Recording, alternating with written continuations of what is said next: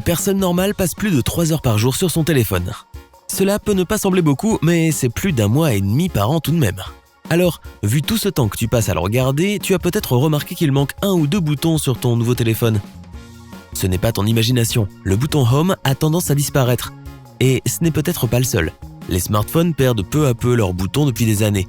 Alors ce n'est pas une grande surprise que des compagnies comme HTC et Samsung essaient carrément de s'en passer. Tu ne me crois pas ? Regarde le BlackBerry Electron, le premier smartphone qui a eu un véritable succès. Tu vois ce téléphone équipé d'un clavier complet et de plein de boutons pour appeler et raccrocher. Comme l'écran était super petit, il ne pouvait pas afficher toutes ses fonctions à la fois. Il fallait naviguer dans les menus pour trouver enfin ce dont tu avais besoin. Au lieu d'un écran tactile, beaucoup de modèles utilisaient à l'époque des touches avec des flèches ou une petite boule de commande. Bien qu'il n'ait pas bien vieilli, le BlackBerry était à la pointe de la technologie pour son époque. Les premiers téléphones Android avaient un aspect similaire. Les caractéristiques variaient, mais la plupart avaient les boutons Home, Retour, Menu, Appel et Raccrocher, tout comme le BlackBerry. Tout cela a changé en 2007 quand Apple a lancé l'iPhone. Cela peut être difficile à croire, mais peu de gens prenaient l'iPhone au sérieux au début. Même le fondateur d'Apple, Steve Jobs, n'était pas d'accord à 100% avec leur nouveau produit. Pourtant, il n'a pas fallu longtemps pour que les gens se rendent compte des avantages de l'iPhone. La suppression du clavier a permis de doubler la taille de l'écran. C'était pratique car cela signifiait que tes applications préférées n'étaient jamais à plus d'1 clic de distance. Les boutons principaux sont encore restés quelques années, mais leur jour était compté. Il n'a pas fallu longtemps pour que les boutons d'appel et de fin d'appel disparaissent. Mais les boutons de direction, eux, bien que pour la plupart inutiles, ont réussi à survivre encore plusieurs années. Les menus ayant perdu de leur importance, il n'y avait plus non plus vraiment besoin d'un bouton de retour ou de navigation. Ils servaient toujours à quelque chose, mais leur fonction ne pouvait être utilisée via l'écran tactile. Bien sûr, se débarrasser de 2 ou 3 boutons ne libérerait pas énormément de place, mais sur un téléphone, chaque centimètre compte. En général, il ne reste aujourd'hui plus que le bouton Home. Et son avenir n'est pas assuré non plus. Beaucoup de gens sont encore attachés à ce bouton d'accueil. En fait, c'était même l'une des raisons pour lesquelles beaucoup de clients préféraient Apple à Android. Malheureusement, pour les fans de boutons, les entreprises ne peuvent pas résister à laisser tranquille ce demi-centimètre d'espace supplémentaire. Le retrait de la touche Home rend également la surface du téléphone plus lisse, ce qui lui donne un aspect plus agréable et homogène. Certains fabricants te diront que l'élimination des boutons est aussi une décision pratique et que même le bouton Home va devoir y passer. S'ils arrivent à mettre en place leurs envies, les boutons Power et Volume pourraient être les prochains à disparaître. Le U12 de HTC remplace ses boutons par des capteurs tactiles et le Samsung Galaxy Note 10 s'est débarrassé complètement du bouton Power. Tu pourras toujours modifier les paramètres de sorte que le bouton de l'assistant vocal fonctionne comme bouton Power, mais cela t'empêchera alors d'utiliser l'assistant vocal. L'argument des constructeurs est le suivant. Puisque moins de boutons signifie moins de pièces, cela implique aussi un risque moindre de problèmes techniques ou de risque d'usure. Malheureusement pour HTC cependant, il n'y a pas de preuves concrètes pour appuyer cette théorie. Dommage car certains clients trouvent que les boutons sans boutons sont difficiles à utiliser. Et nous n'avons toujours pas parlé du plus gros problème des téléphones sans touche. La plupart des gens ne les aiment tout simplement pas.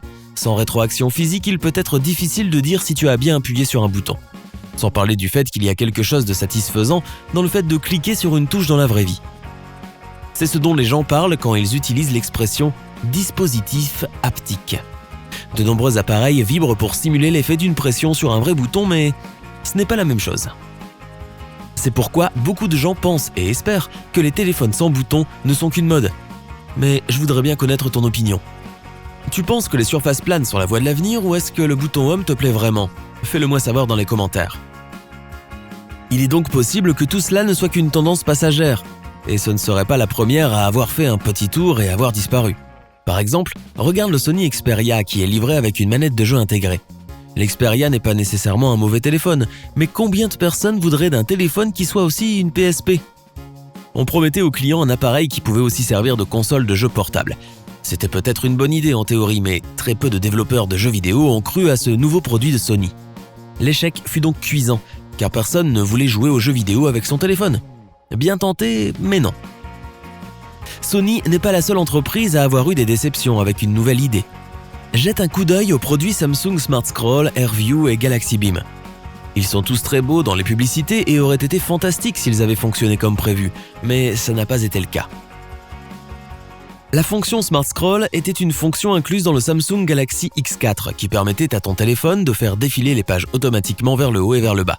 Elle fonctionnait en utilisant la caméra faciale du téléphone pour suivre le mouvement de ta tête. C'était l'idée, mais elle a été mise sur le marché avant que les ingénieurs aient pu régler tous les problèmes. Il fallait parfois bouger la tête très loin pour que le téléphone fonctionne. Trop de clients ont perdu patience avec ce qu'ils croyaient être une fonction inutile. Certaines personnes ont ressenti la même chose à propos de l'AirView. Cette fonction permettait aux utilisateurs de Samsung de prévisualiser les notifications sans avoir à toucher l'écran. Pour ce faire, il suffisait de passer le doigt sur l'application en question.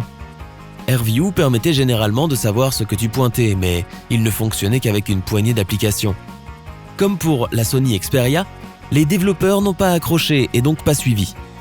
La fonction AirView existe toujours cachée dans le menu de paramètres de nombreux téléphones Samsung, mais la société a cessé d'en faire activement sa promotion, si bien que beaucoup de gens ne se rendent même pas compte qu'elle est toujours là. Et le Galaxy Beam ? Le Galaxy Beam et le Beam 2 de Samsung étaient les seuls téléphones à être dotés d'un projecteur intégré. Aujourd'hui, même moi je dois admettre que c'était plutôt cool. Il coûtait plus cher que les autres téléphones Samsung à l'époque, mais il aurait pu avoir du succès s'il n'avait pas eu quelques problèmes avec le projecteur. Le principal souci de taille, c'est qu'il vidait la batterie trop rapidement, ce qui décourageait les gens d'utiliser cette fonction. Motorola a essayé quelque chose de similaire avec l'un de ses accessoires de téléphone appelé Motomode. Il présentait la plupart des inconvénients du Samsung, mais comme il n'était qu'en option, la pilule est mieux passée. Maintenant, je dois parler de la marque qui a ouvert le bal, le BlackBerry Storm. Ça a été le premier téléphone à écran tactile de BlackBerry et la compagnie savait qu'elle avait besoin de quelque chose de vraiment fort pour se démarquer de la concurrence. Comment allait-il faire pour convaincre les consommateurs ? En les faisant cliquer.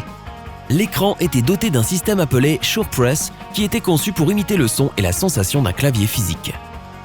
BlackBerry avait tiré le gros lot avec cette idée. Tu te souviens du terme que j'ai utilisé plus tôt, le dispositif haptique ?